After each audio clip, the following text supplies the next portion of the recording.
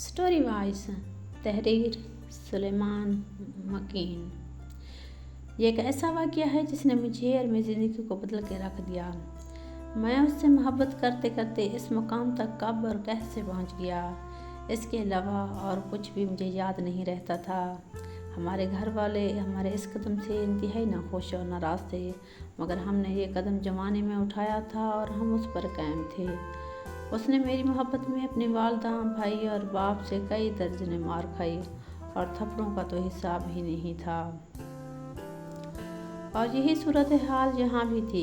कताए तलक, गालियाँ, थप्पड़, मार, जिल्लत, रुसवाई, जहदाद से आग और कई बार तो घर से बेदखल भी किया जा चुका था।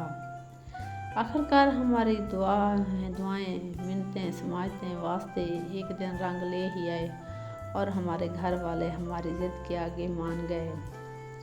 और फिर एक रोज़ हम निकाह के बंधन में बंध गए और एक माह बाद शादी की तारीख भी तय पा ली गई। आखिर को एक माह भी बीत गया और हम ज़िंदगी के इंतहाई अहम और ख़ास दिन के मौके से पर हसरत से एक दूसरे को तक रहे थे। मैं दुल्हा बने शेरवानी पहने हुए और वो लाल सुर्ख जोड़ा पहने दुल्हन बने हुए।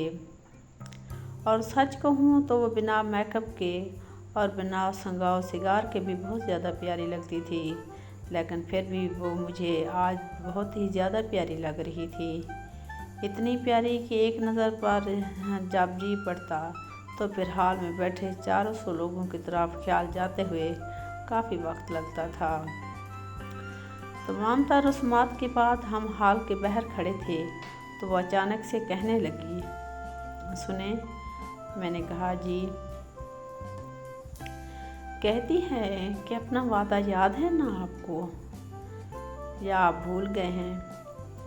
मैंने कहा, जी जी सरकार, याद है, मुझे बहुत सी अच्छी तरीके से याद है, मैं भला ये भूल सकता हूँ? तो वो कहने लगी, बहुत खूब तो सही है, फिर पूरा कीजिए अपना वादा।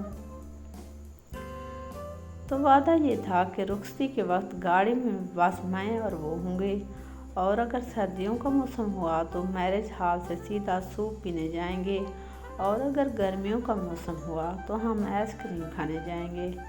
तो वादे के मुताबिक हम निकल पड़े और मौसम सर्दियों का था। एक मशहूर होटल जो उनका पसंदीदा था, हम वहाँ पर गए। मुझे शेरवानी में और उसे सुर्ख जोड़े में देखकर सब लोग हमें हैरानी से देख रहे थे, मगर वो पुरसकून थी। एक हाथ में लहंगा था हमें और एक हाथ से मेरा हाथ पकड़े होटल में जा रही थी। हमने ऑर्डर किया और सूप आने पर वो कहने लगी, पिए ना, नहीं तो ठंडा हो जाएगा, आज वैसे भी बारिश हो रही है।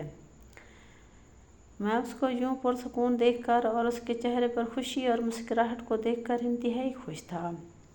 हम सूप पीने के बाद घर के लिए निकल पड़े तो होटल से निकलते हुए कहने लगी, सुने, वो सामने छोटे बच्चे को तो बुला दें।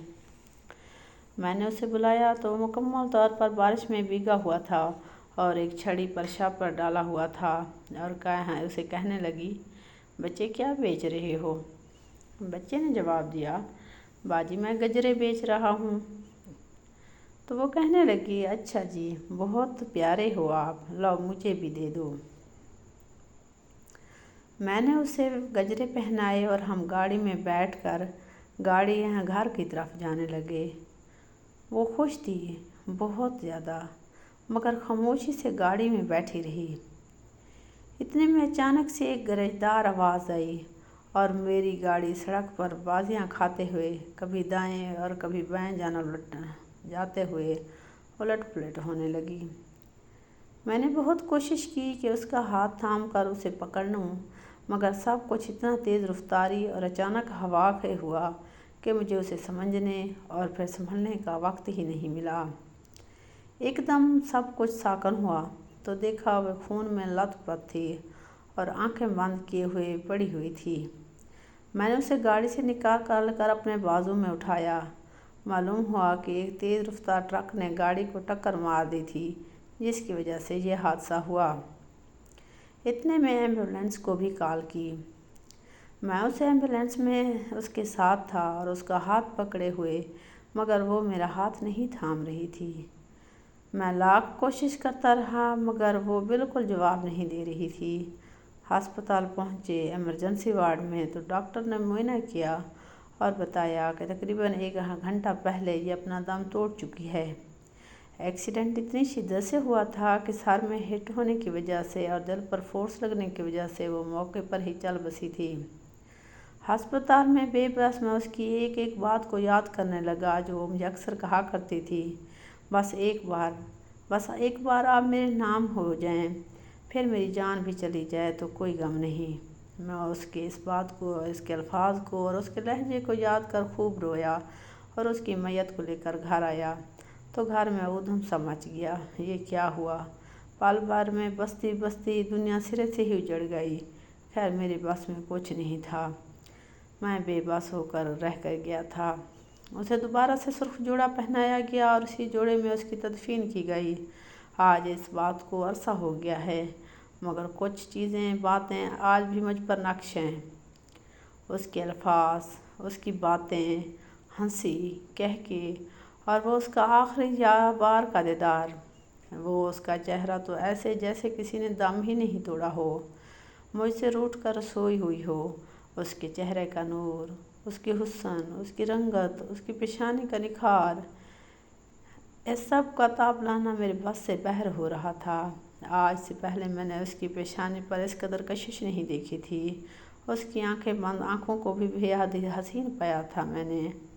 لیکن ایک بات ہے، اس نے مجھے چند لمحات کے لیے ہی صحیح حاصل کرنے کی بہت مہنگی اور بھاری قیمت ادا کی تھی۔ میں اس کے ساتھ ساتھ اس کی یہ قربانی، اس کی یہ قیمت کبھی بھی نہیں بھولوں گا۔